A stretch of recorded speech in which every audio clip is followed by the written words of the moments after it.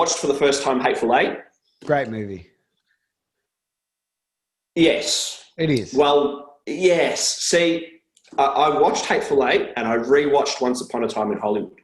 Okay. See, I haven't rewatched Once Upon a Time. That is something that I really need to do because I did not understand it when I watched it. Like, I didn't know the story behind it. I went into it completely blind. Yeah. I said at the time, I knew who Sharon Tate was at the time. I understood the story.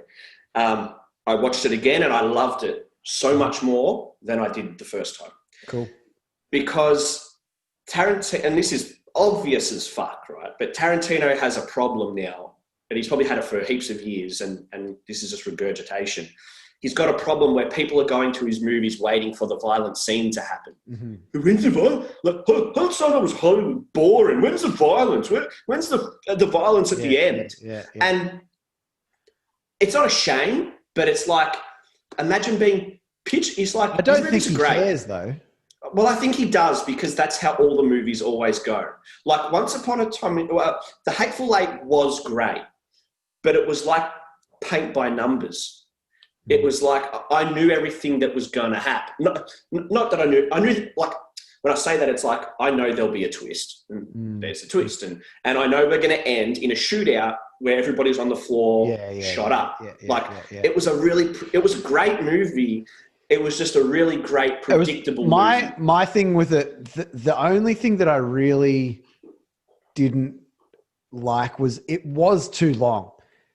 You know, there's things that about... didn't bother me. See, this is the thing I think with you and other people that they're not bothered by things being too long or like that's not an excuse for a movie to be bad. And I'm like, well, it can be because if something goes on for too long and you're just like waiting and waiting and waiting just for the sake of building suspense, you don't have to build suspense over 3 hours. You can build suspense over 10 minutes. Yeah. You're watching a bad movie. If you're watching a movie and you're looking at the watch going, this is going too long, that's a movie that you don't like. You can't have it both ways. You can't be like, it was great, but I didn't like that it was too long. Then it wasn't really great for you. How could it be? No, but it's a minor thing. It is minor. Well, Once Upon a Time in Hollywood, watching it again, I just really enjoyed the fucking story of Leonardo DiCaprio's character going through changes. You can see that the world's changing around him and he's trying to grow and develop as a different person. The problem is that we went in, you go into it going, oh, I heard at the end, it's violent at the end. It's a Tarantino movie. So everyone's there waiting for the violence at the end. And Hateful Eight was great, but it was just predictable. It's like, we're going to put 8 people in a room and they're going to talk and have cool dialogue and it's going to be a cool shot and then there's going to be misunderstanding and violence and arms getting blown off. It's like, yeah, I know, but it's great. I've seen Reservoir Dogs and it's really, really good. Yeah. And that's why I feel you. It definitely is one of his weaker movies. To me, Hateful Eight's probably, if not his weakest. The only reason is because it's a rehab. It's a Tarantino. It's a movie that he's made before, but now they're in cowboy land. Like that's why Inglourious Basterds was good. The story was good. Inglourious Basterds to me, that and Pulp Fiction are my 2 favorite Tarantino movies. Probably. I would say I wouldn't disagree too much with that. It's a toss-up. Because I rewatched Reservoir Dogs. I rewatched that again, and it's not as good.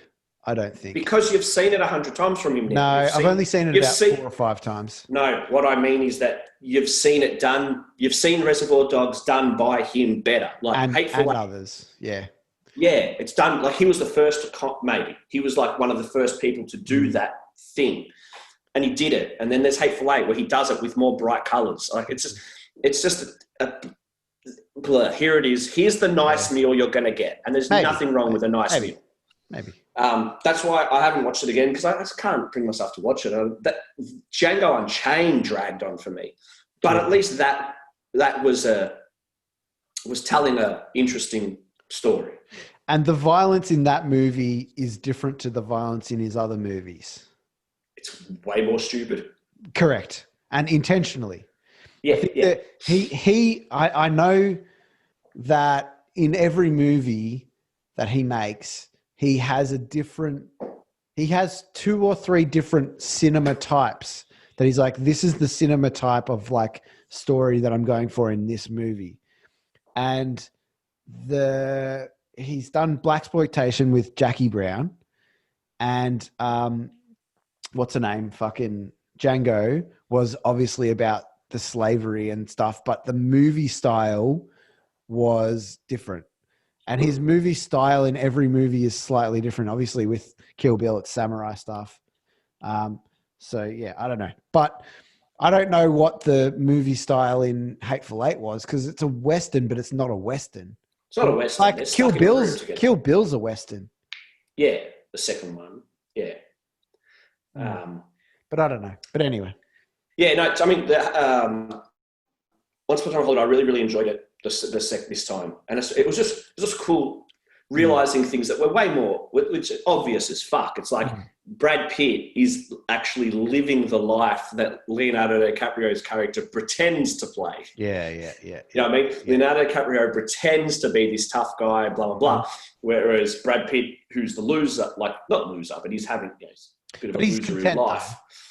He's content. Yes, he's content, yeah. But he's actually living out those things, those fantasies. Like when he goes to the ranch and that hippie knifes his car.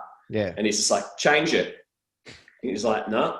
Pow, punches him up, makes him change it. It's like, that's a hero. That's a hero move that you see in movies. Yeah. Whereas Leonardo DiCaprio is pretends to do that. And then the scene where he fights with with Bruce Lee and that. Really good. And it's better. So I was watching this just knowing what was going to happen, but I was more enthralled in the world and the story of the characters and the issues that they came across, as opposed to, I can't wait for the violence. I can't wait for the violence. When's the violence? You reckon you were thinking that the whole time you watched the first movie?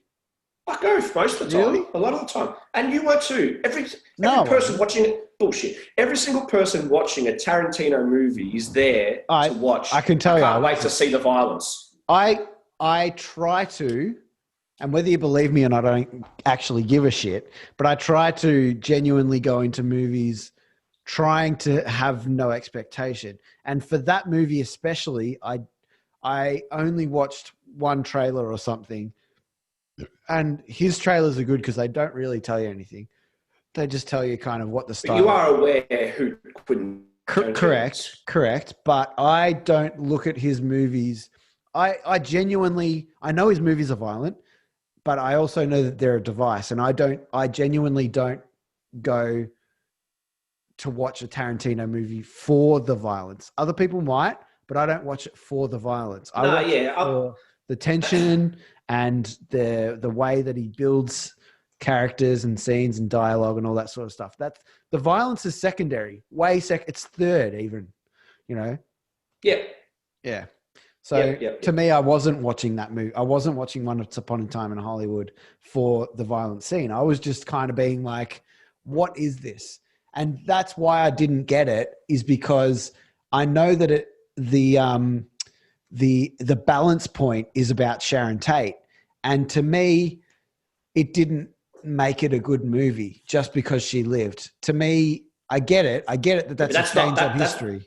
That's a tiny part. Watching it again, that's a blip of the story. Well, that's it. And the story is Leonardo and Brad Pitt. It is, but they focused so much, the way that Tarantino shot it and directed it, they focused so much on her being an important part of the story when really I agree, but they shot it that way.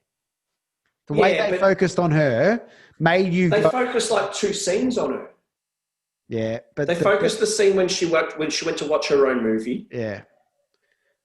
And she went to a party. The way that I interpret it is they made her very important in the whole thing.